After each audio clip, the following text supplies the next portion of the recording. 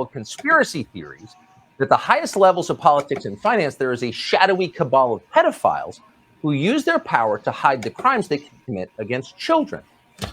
That people think that. Sounds pretty far out to us, too dark and strange to be true. And of course, we are not obviously endorsing that idea. On the other hand, you can kind of see why people might believe it. Jeffrey Epstein, for example. Epstein continued to dine with business moguls and heads of state long after he was arrested for having sex with minors. How did he do that? Why did nobody say anything? Why did people keep eating with him? Well, at the very least, we can conclude based on the evidence that there is a tolerance for pedophilia among the most powerful in our society, a tolerance that you would not find in, say, your average middle-class American family. Some of the rich really are different that way. That's clearly true. And in case you need more evidence of that, consider Balenciaga. Balenciaga is what they call a luxury brand. Balenciaga is a company that sells $1,100 sneakers and cotton sweatshirts for $1,500 to people who've literally run out of things to buy. You're probably not doing your back-to-school shopping at Balenciaga, but some people apparently are. So this week, Balenciaga rolled out a new ad campaign on Instagram, and the selling point of the ads was sex with children. One photograph showed a very young girl lying face down on a couch with candles, empty wine glasses, and a dog collar on a coffee table in front of her. Another picture showed the same girl, a toddler, holding a teddy bear dressed in sexual bondage gear, including a leather harness. And then, in case you missed the point, we're for pedophilia at Balenciaga. Another picture made it explicit. That picture showed pages from a Supreme Court opinion that struck down a law designed to fight child pornography. Whoever staged the photo shoot made certain to include a portion of that opinion that used the word sex or sexual 4 times.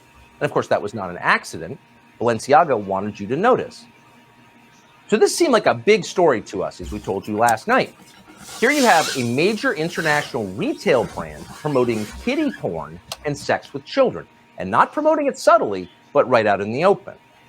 No healthy society can tolerate that, and in fact, none ever have tolerated it. There's never been a time in American history where pedophilia was considered anything other than the worst thing, the most horrifying crime imaginable. Pedophiles famously get killed in prison because even murderers consider them immoral. That's how out of bounds it is and has always been to sexualize children. It's totally unacceptable. But apparently, it's not unacceptable anymore. Academics have redefined child molesters as minor attracted persons. And the point, of course, is to send the message that actually it's not that big a deal. It's just a different kind of love. So maybe not surprisingly, given that trend, apart from a few isolated exceptions in the American media, almost all outlets completely ignored Balenciaga's kiddie porn ad campaign. There was not a single story about it in the New York Times this morning, or Jeff Bezos' Washington Post, or on CNN or NBC. There was no talk of an investigation or a boycott. The usual outrage merchants stayed completely silent because they weren't outraged. Balenciaga ultimately issued a statement saying it was going to punish the photographer who did the shoot, like it was the photographer's fault, and they didn't know about it. And after that, the story effectively died. And that means that the CEO of Balenciaga, a man called Cedric Charbit, will not become a social pariah for what his company has just done. He will continue, just as Jeffrey Epstein continued, to enjoy his busy social life totally unpenalized with his many fabulous celebrity friends. Here he is, for example, with the mayor of New York, Eric Adams, who looks very excited to be with him. Now, we found that picture, by the way, in less than a minute online. Yet, as far as we know, apart from us on this show, no one has asked Eric Adams about it, and it's likely that nobody ever will. And the reason is simple. The media have no interest in covering the sexualization of children. Their interest, and it's a very intense interest, tellingly so, is in destroying anyone who complains about the sexualization of children, or who even notices it. Noticing it, they tell us, is an attack on the LGBT community. The gay people are in favor of molesting kids. It's in favor of performing genital mutilation on minors. But that's absurd. No normal person is for this, gay or not.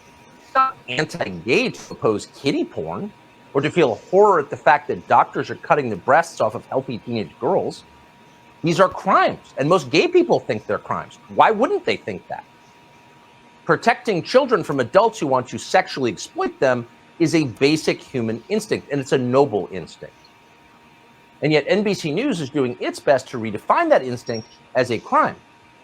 Yesterday, NBC brought on its law enforcement expert, by the way, a former assistant director of the FBI, to warn viewers that anyone who complains about the sexualization of children will be punished by the legal system, will be sued into bankruptcy and destroyed. Watch this. There was going to be a drag brunch the next day at Club Q. And that's a way to get kids to see, hey, look, it's a person, doesn't necessarily look like the people that you see every day at the store or whatever.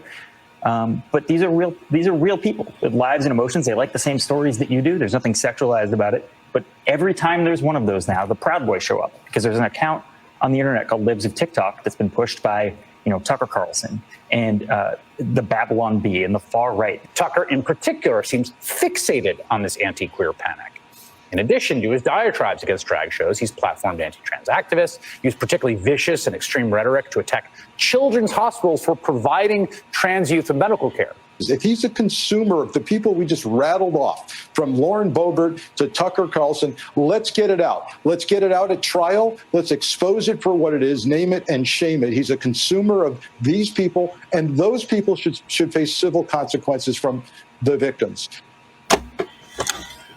So I don't like how they're conflating the, LGBT thing with pedophilia because they are not the same. So, and Tucker was kind of doing it. He does that when he does his show. He likes to freaking say, oh, it's not that. But then he says things that make it sounds like he's saying it is that. You know what I mean? That's his whole shtick. He does that all the time, and it kind of protects himself when it comes to like the journalism and when it comes to people attacking him, because he can say, oh, look, I said that it wasn't that. But then you go right behind it and say something else. So it's confusing to, it sounds to me that he is conflating, LGBTQ with pedophilia. But him covering that, he did a good job of covering the Balenciaga ad and what it was. He was on with that.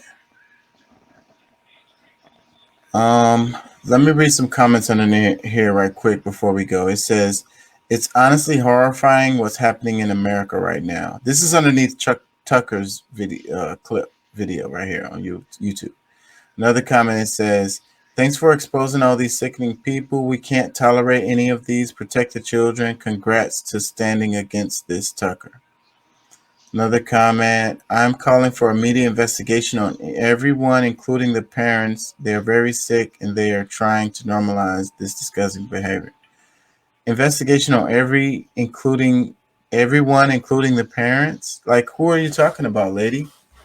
Let me read another comment. It says, disgusting. Why are we allowing this nauseating and repulsive behavior to continue to happen right in front of our faces? Thank you for exposing them. Well, all of the backlash that happened with this, they had to pull down that ad.